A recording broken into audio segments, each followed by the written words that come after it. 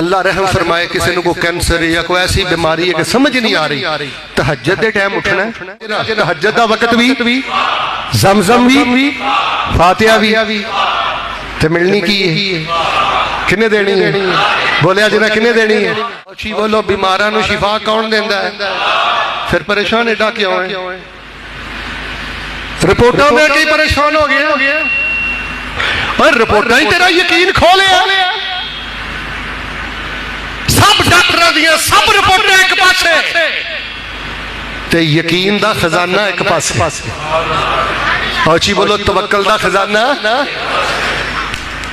کاش تو انہوں پتہ لگ جائے کہ سورۃ الفاتحہ اندر کی میں یورپ دے اندر دائیں بائیں ایسے کینسر دے مریضاں دا علاج کیتا ہے، اللہ رحم فرمائے کسی نے کوئی کینسر یا کوئی ایسی بیماری ہے کہ سمجھ نہیں آ رہی، تہجد دے ٹائم اٹھنا ہے، کس ٹائم؟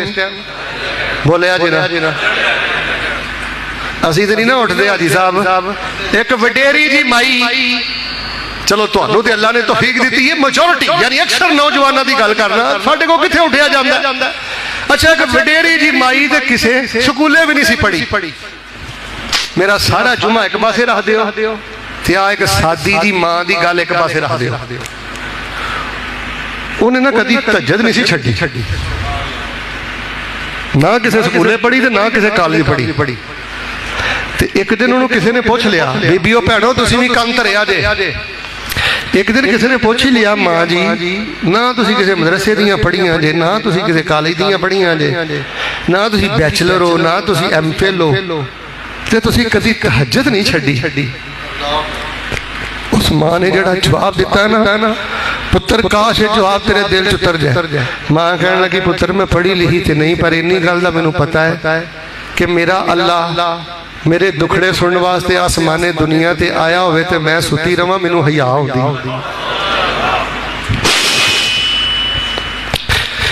اللہ آوازہ ماردا ہوئے کہ معافیاں مانگ لو، اللہ آوازہ مار رہا ہوئے کہ میرے کو حق حلال دا رزق مانگ لو، اللہ آوازہ مار رہا ہوئے میرے کو بیماروں شفاواں لے لو، تو میں ستی رہا مینوں اپنے رب تو حیا ہوندا، مینوں بہتے مسئلے نہیں ہوندے۔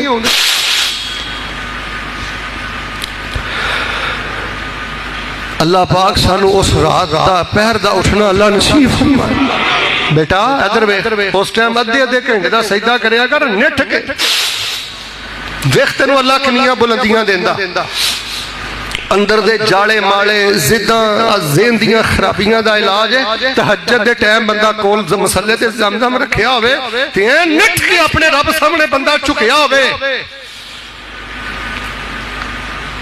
کئی کینسر دے مریضاں اللہ نے شفا دیتی ہے، میں انہوں نے ذکر دسدا ہوں کہ تہجد دے ٹائم اٹھنا ہے، سامنے زمزم رکھنا ہے، کی اللہ تو انہوں زمزم نصیب فرمائے، سینے ٹھنڈ پا دیو، اللہ تو انہوں مکے صدقے زمزم پہ آئے، اللہ تو انہوں مدینے صدقے زمزم پہ آئے، زمزم سامنے رکھنا ہے، ایک دفعہ درود ابراہیمی پڑھنا ہے، پھر 45 دفعہ سورہ فاتحہ، کنی دفعہ؟ بسم اللہ الرحمن الرحیم الحمدللہ رب العالمین الرحمن الرحیم مالک یوم الدین ایاک نعبد و ایاک نستعین۔ مزے لے کے پڑھنا ہے پتر ہے، تیرے پیچھے کو پولیس نہیں لگی، مزے لے کے پڑھنا ہے۔ پھر آخر تے درود شریف، یعنی درود شریف دے درمیان 45 دفعہ سورۃ پڑھ کے زمزم تے پھوک مار لو۔ ہن میرے ال ویکھیو تسی بولنا ہے تہجد دا وقت بھی شفا، بولیا جنا تہجد دا وقت بھی، زمزم بھی، فاتحہ بھی، تے ملنی کی ہے، کنے دینی ہے؟ بولیا جنا کنے دینی ہے؟ ان فی ذالک لذکری لمن کان لہ قلب او القی السمع وہو شہید۔